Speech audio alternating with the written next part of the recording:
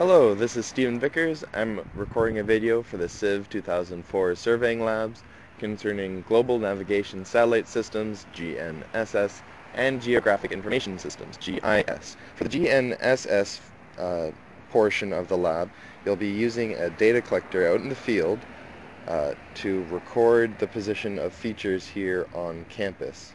For the GIS portion, you'll be importing those positions and measurements that you gathered into ArcMap, which is a GIS platform. And then you'll be using that to overlay other GIS information like satellite imagery or campus models and printing out a map. Okay, so for the field data portion, you'll be using this, the Trimble Juno. So when you boot up the Trimble Juno, this is the start screen you'll see. In the bottom left, you see this Windows icon. Click that to launch your start menu. In the top left with the satellite icon, TerraSync, you'll want to click that. And after a few moments, it'll launch, and you'll click the Professional Edition button here on the top.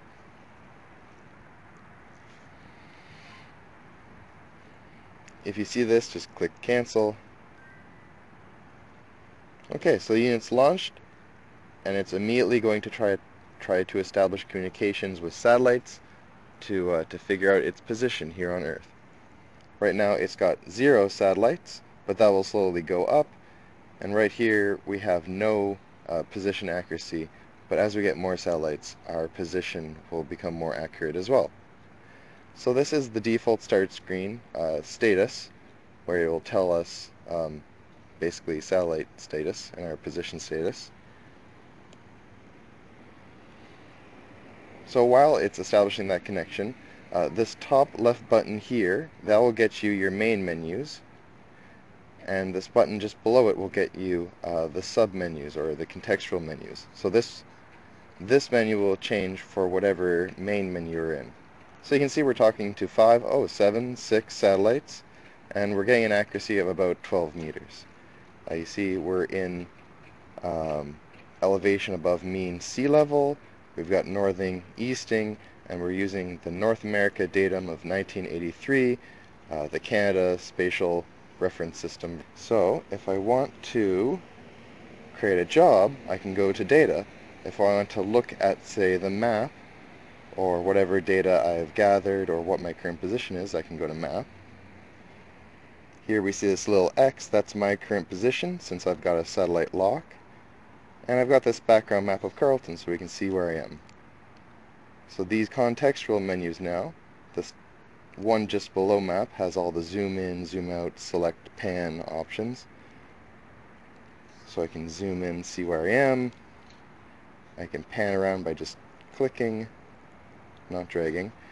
And I can say select a point I've already gathered or select a point on the map that I want to navigate to.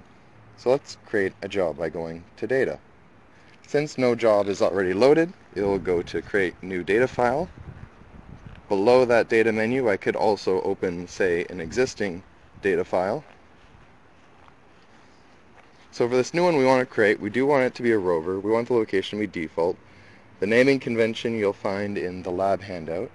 And for the dictionary name, those are the different types of points you'll be collecting for the lab. You'll see if we go to CIVE2004 and I create this, my data dictionary contains, fixed points, trees, lampposts, paths, building area, generic. The other data dictionaries have these points as well as a few other ones.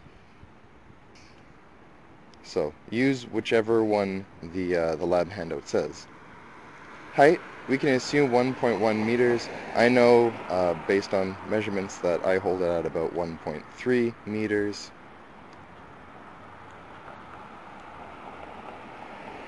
Oh yes, this bottom middle button, this is how you open and shrink your keyboard. Like that. Oh, like that.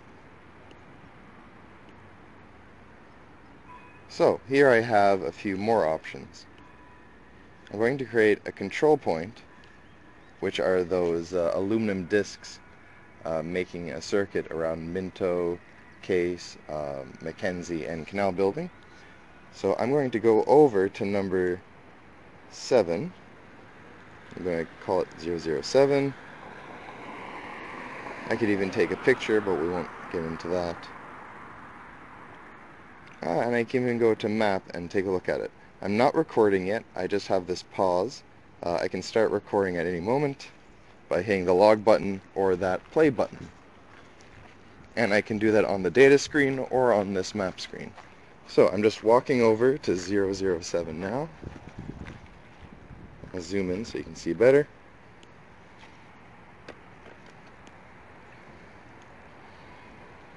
I'm over the point now. I'm holding the unit away from my body. I can start recording, and you can see this number slowly going up. It records our position and the satellite's positions every second. We're going to want 30 to 60 seconds. I'm going to do 60 because it's more accurate. I could pause at any moment. And when I'm done, I'll just click done.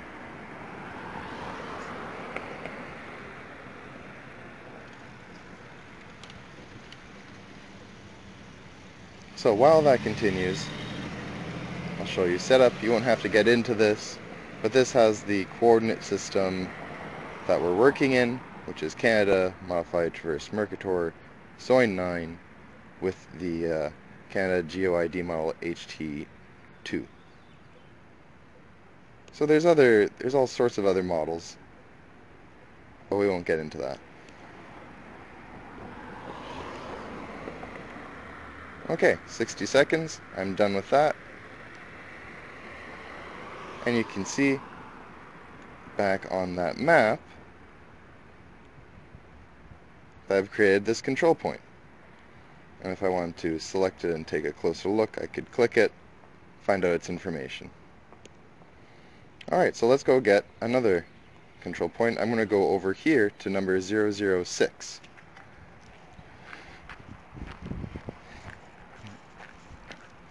So for collecting points, you can either go through the data screen, click a point here, and start setting it up, or through the map screen, on the right hand side, there's this blue round button, and that'll bring up a quick menu of the different features you can create.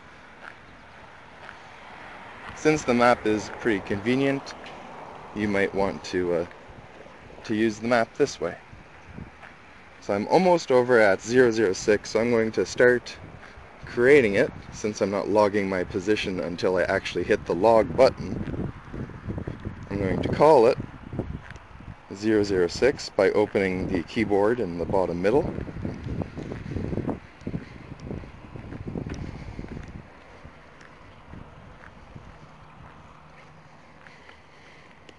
And there we go. So I'm over the point now, and I'll start logging.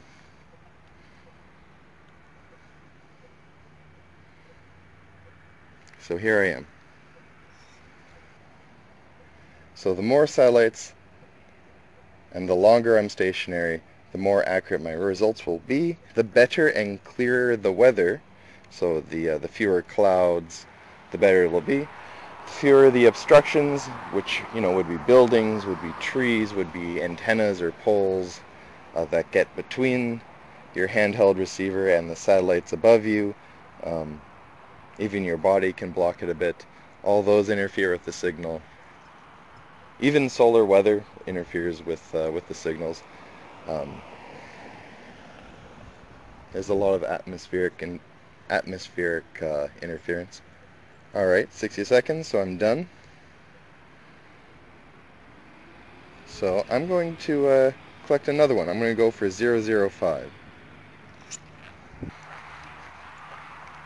Here I am at 005.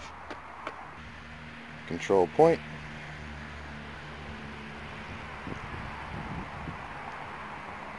005. This time I'm going to take a picture.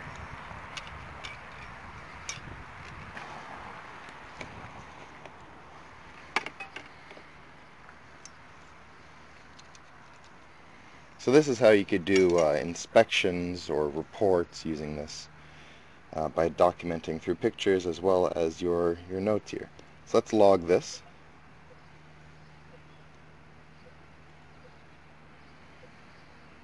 Here I am.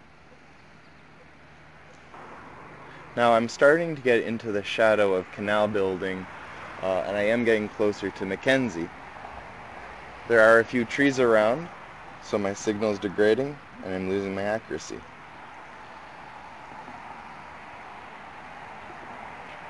I'm holding the unit away from my body at about the 1.3 meters above the point.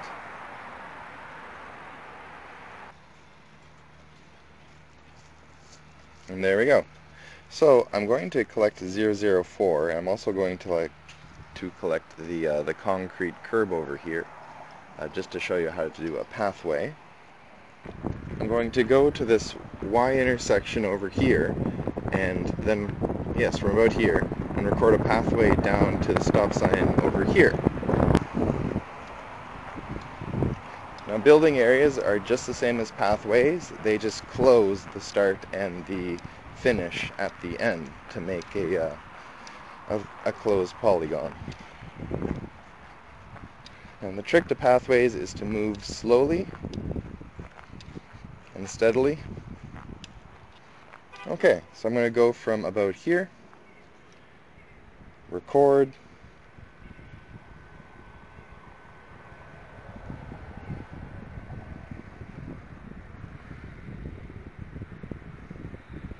and start to log. Now this one, as opposed to logging every second, is set up to log every 2 meters of movement. If I want to change that, I could go to options and change my logging interval, but we'll leave it for this. Let's check out the map while I continue on. So I'm not going any more than a meter a second, just walking slowly. So what I'm walking on is the curb between the asphalt roadway and the grass. And you can see the path is lining up fairly well with the map.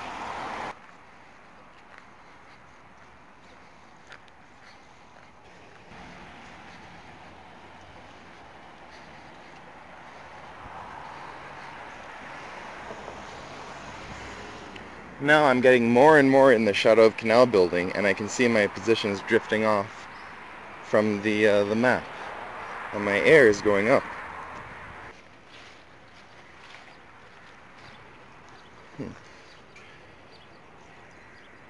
So I'm at the crosswalk. There's a little less interference now.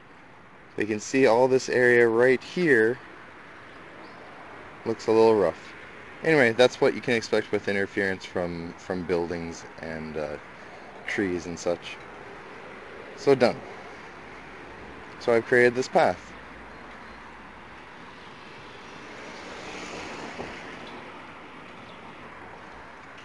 Whoops. Okay, so if that comes up, you just slide your finger up to the top of the screen. So if you slide your finger down from the top of the screen, you get this little menu that pops up. Slide it back up and it'll disappear. Okay, so now I'm over point 004, and I will try to capture that. Bottom middle to open up your keyboard, 004, and start to log. Here we're starting to log. Let's take a look at the map.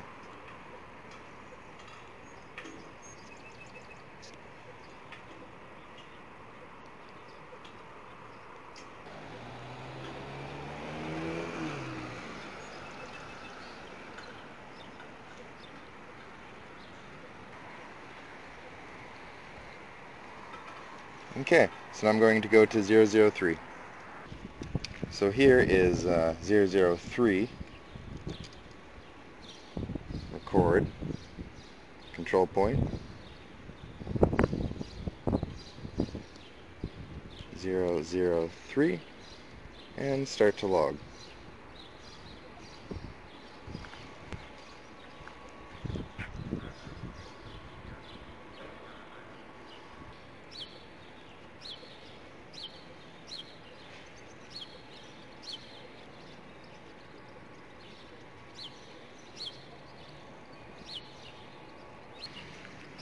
Okay, so I'm going to go to the next one.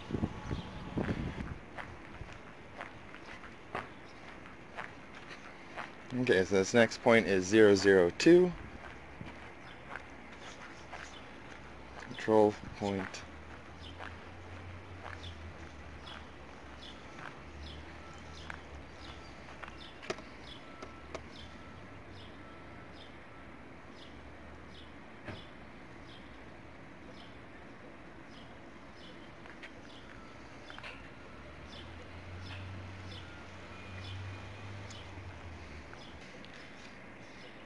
Okay, that's enough.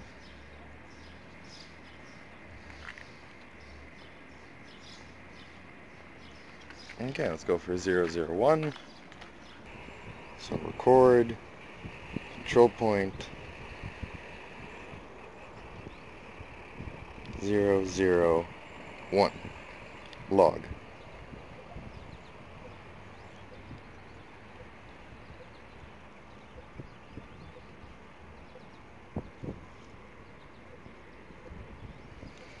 So if you click that little accuracy indicator, you'll see a breakdown of your accuracy.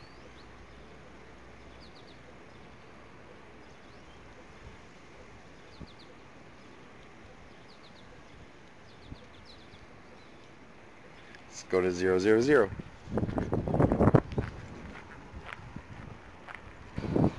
So here's 000.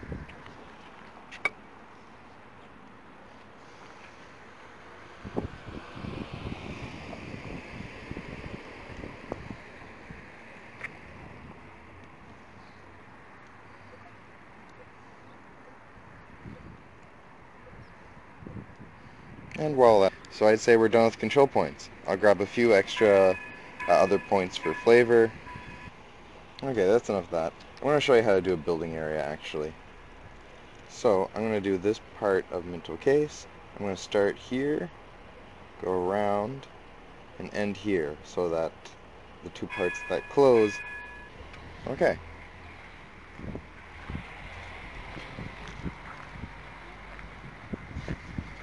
So I'm starting in the corner of the building and I'm ending in another corner of the building.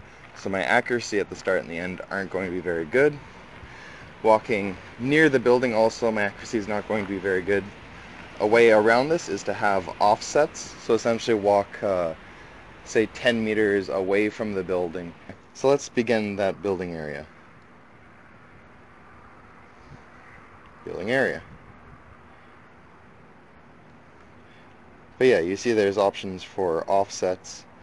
We won't really get into it, but you can essentially be offset from an object so that you get a better signal. Okay, and here I start.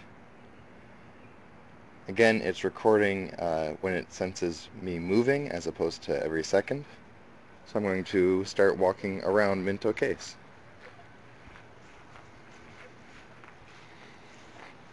Now because I'm close to the building, I'm going to not have a strong signal. You can see the 20-meter accuracy.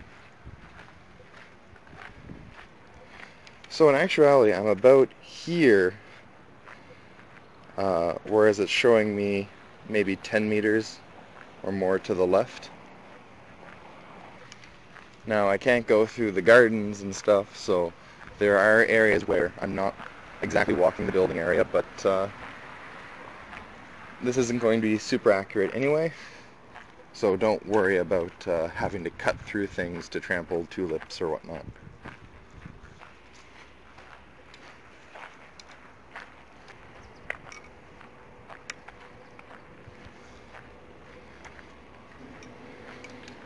And so I'm coming up to the end, a dead end and an end for this building area.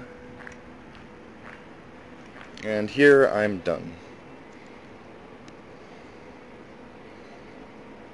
And you'll see the building area closes that loop. So I could make that, say, a hatched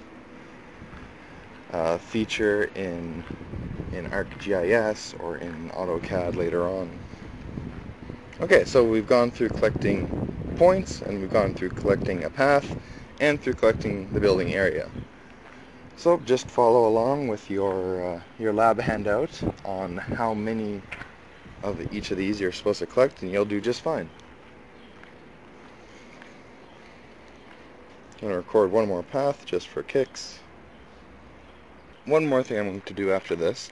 So you can see that building area I created of Minto Case being fairly rough because the building itself is interfering with the GPS signal. Well, Nicole, the New Sproul School of Business building, hasn't been built yet, but the parking lot's there. So I'll walk around the parking lot as if it was the building, and you'll see how much more accurate it is to do that for an area than actually have the building. So I'm done my path here. I'm going to go over here.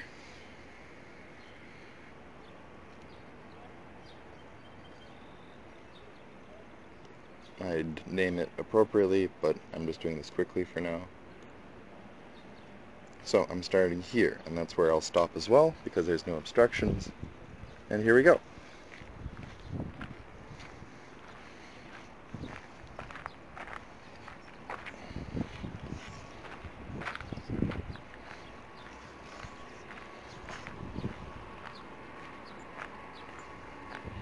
So that's it. Done. So there you can see a much more accurate path when compared against the Minto Case building. Okay, so now I'll download this data and we'll get into importing that into ArcGIS. But for me, I'm done, so I'll go to Exit, and I'll close TerraSync. I can leave it on for now while I go take this back to the lab to download, but if I did want to turn it off, you hold the green button on the right hand side for about 5 seconds, you get to this screen and you can click Shutdown. Okay, I'll do that.